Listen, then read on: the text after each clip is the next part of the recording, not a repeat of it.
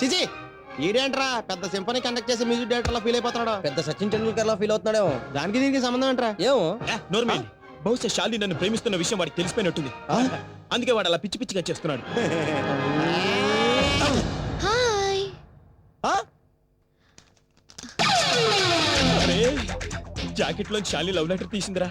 ఇప్పుడు మాధవ్ గారి ముందు నాకు ఆ లవ్ లెటర్ ఇస్తుందేమో. ఇంత మంచి బ్రోకర్ ఉండగా డైరెక్ట్ గా నీకు ఎలా ఇస్తుందిరా?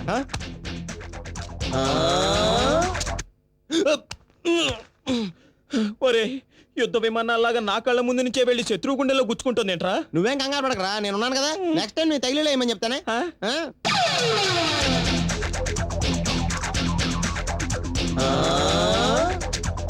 ఒరే ఏం జరుగుతుందో నాకు అసలు ఏం అర్థం కావట్లేదురా. నువ్వు ఏమైనా జరిగితే మేము లెటర్లో రాస్తాం కదా. అదే శాలిని మనకి లెటర్లో రాసి పంపిస్తుంది కదరా. మాధవ్. హాయ్ శాలిని.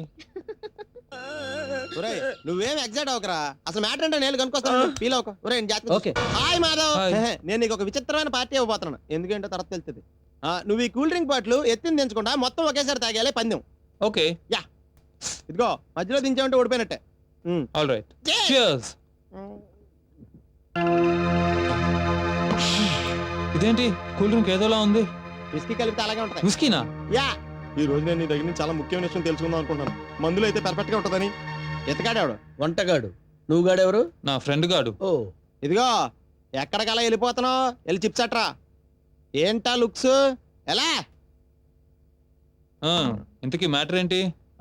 నాకు ఇక టెన్షన్ గా ఉంది, కొంచెం కింద కూర్చొని మాట్లాడుకుందా. అసలు శాలిని నువ్వు లవర్స్ అవునా కాదా? అవును కాదు. అదేంటి? కాలేజీలో నేను శాలిని లవర్స్ అవును, బయట నేను శాలిని లవర్స్ కాదు. నాకు మాత్రం కాలేజీలో అవును బయట అవును, శాలినికి కాలేజీలో అవును బయట కాదు. ఒక్క మొక్క అర్థమైతే చెప్పెట్టి కొట్టు బాబాయ్. నీకు అర్థమైంది కదా? అవును బాబు, కొంచెం దాగా నువ్వు అంత క్లియర్ గా చెప్తే మంది ఎక్కువైపోయింది కదా, ఇడికి అర్థం అవుద్ది. ఇది క్లియర్ గా ఉందా? ఇక్కడ కాదు అక్కడ అవును ఎక్కడో కాదు, ఇది క్లియర్ గా ఉందా? కన్ఫ్యూజింగ్ ఉంటేనే. ఇప్పుడు దీన్ని ఏమంటారు? చెంచా. ఇది ఇక్కడ చెంచా, హోటల్లోని చెంచా, షాపులోని చెంచా, ఎక్కడైనా చెంచా. ఇలాగే ఏంట్రా నేను చెంచాగళ్ళ కనపడుతున్నా? చెంచా గురించి చెప్తున్నావు? అది కదయ్యా, నువ్వు అంటాడు కదా అర్థం అవ్వాలని ఇలా చెప్పావు. ఓహో, వంటోడికి అర్థం అవుతుందని అలా చెప్పావా? బాబు నీ దండం పెడతాను, కొంచెం అలా వెళ్ళు. వెళ్ళు. సరే ఏమనుకోకు సుమా ప్లీజ్.